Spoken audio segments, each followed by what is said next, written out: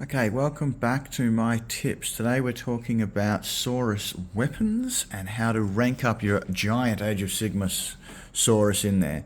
As you can see by my spear squad, it can be done. The tails are the hardest part. I've already discussed them. Disclaimer, I'm very new at this hobby. If you find different information on the internet, I trust it. Okay, so nearly all the spears in Age of Sigmar are pointing forward. You know, I've even heard pointing straight forward. I've even heard, people on the Age of Sigmar complain about them. They clear up units and you ding things, but certainly you need them somewhat pointing straight up. And as you see, I have completed that.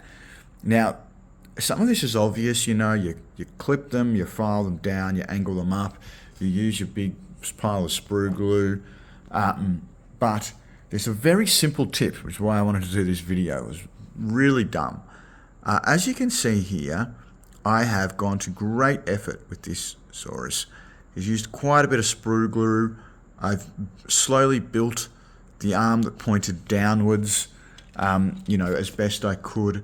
And I finally got it sort of an angle where I could get that spear. All in all, it was an absolute giant waste of time. If you're also making a squad with hand weapons, which I am. Very, very simply, the ones with arms that point down, you use for the hand weapons. Now, on this, I have filed this back. Even the hand weapons are a bit more useful if they point up.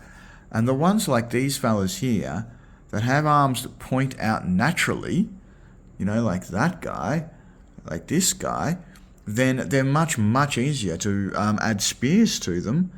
And have the spears sticking upwards. It's very obvious. So instead of, grabbing 10 and trying to put all 10 into there, the next blow of 10 all go into there, 10 go into there, 10 go into there, just divide them up and have the spears, and there's more arms that point out than point directly down, but just make sure all the ones that are pointing directly down are in the hand weapon unit. Now, as a bonus tip, if you're going to do what I do, which I doubt many people will, is this unit is actually going to be Temple Guard. I don't think Temple Guard are going to use their halberds that often in the old world. I think their obsidian weapons and shields are better. And I'm going to do their heads in such a way it looks like they're wearing helmets. I'm looking forward to that painting challenge. But the point of it all is I actually added bucklers.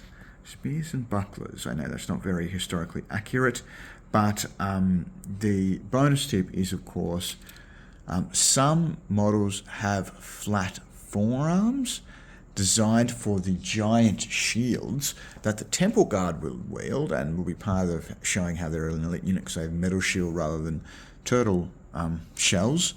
So also, when you're dividing them up, try to keep as many of the ones with normal forearms in there as possible.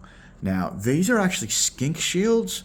I wanted bucklers, sort of like the ale from Wheel of Time spear and buckler. I know it's not historically accurate, I already said that. These are a bit smaller than I anticipated. So you might want to use them from the old Temple Guard box that are now called Saurus Guard. If you want to, having Temple Guard that are noticeably smaller than your normal Saurus warriors would be very odd, which is why I'm electing to do it this way. But that is my video.